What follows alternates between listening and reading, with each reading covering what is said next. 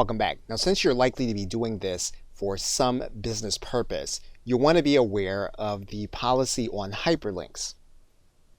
And most of what is said here has to do with the table of contents being misleading, having links in the table of contents that lead someplace that it should not be, as well as anything prohibited.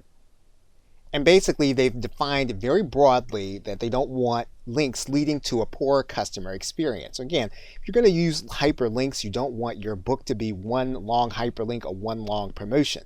For example, what you don't want to do is to have your bonus content or anything leading to all of your other books or other content at the front of the book. Again, this is a poor user experience. They want you to give the reader what they paid for and to be upfront about that. What you want to pay close attention to is going to be found in the disappointing content area.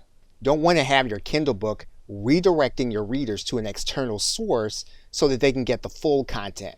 Whatever your Kindle book is, it should be the entire content and the point of them reading and purchasing the work. What they also don't want is content whose primary purpose is to solicit or advertise. So again, your content should be used to inform or entertain, but it should not be used just to advertise your business. So since you're likely to be doing this for some business purpose, you want to keep those things in mind, and you don't want your readers saying those things about your content. So before you begin to plan out your content, it's going to be a good idea to read the Guide to Kindle Quality. Okay, so with that, thanks, and I will see you in another video.